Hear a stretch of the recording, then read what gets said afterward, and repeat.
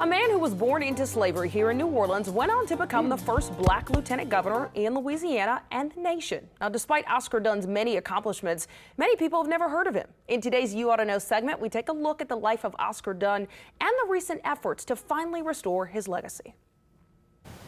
You may have heard that Washington Artillery Park, which overlooks Jackson Square, will be renamed after Oscar Dunn. But do you know who he is? Louisiana elected Oscar Dunn as the nation's first black lieutenant governor in 1868. Despite this monumental accomplishment, most people have never heard of him. Into recent history, Dunn has been not just an obscure person, but like a totally forgotten person. Dr. Brian K. Mitchell is a descendant of Dunn and wrote a graphic history of his life entitled Monumental. The book tells how Dunn was born into slavery, but his stepfather buys his freedom. Eventually, Dunn gets into the plastering industry. His path to politics is an interesting one.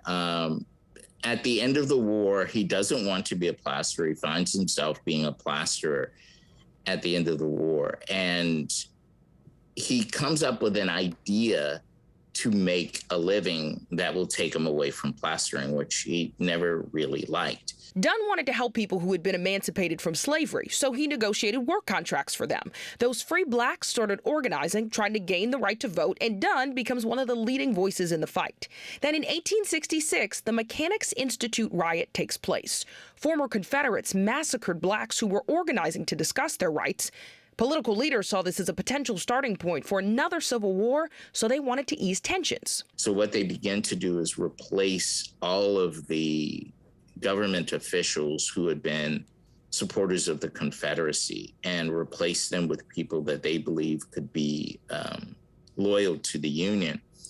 And Dunn is among the first two men. Oscar Dunn is also the first black person to serve as acting governor of Louisiana. He stepped in for Henry Clay Warmoth for a short period of time.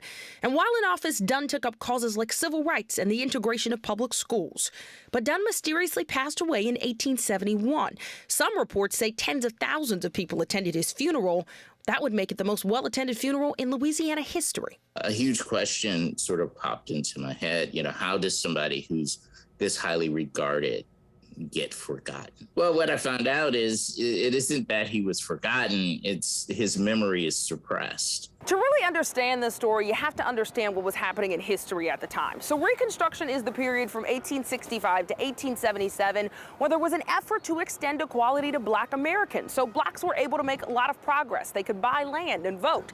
And then at the end of the 1870s, Jim Crow laws are put into effect to legalize racial segregation. And a lot of the progress that black people had made was stripped away, which explains in part why Dunn's story was erased from history as white historians tried to overlook that progress. Dr. Mitchell wants to make sure everyone knows Dunn's story, and he chose to do a graphic novel because he wants to reach young people. But I believe that this message was particularly important for youth who find themselves in communities that are depleted or in communities that don't have resources and they see themselves in bleak positions.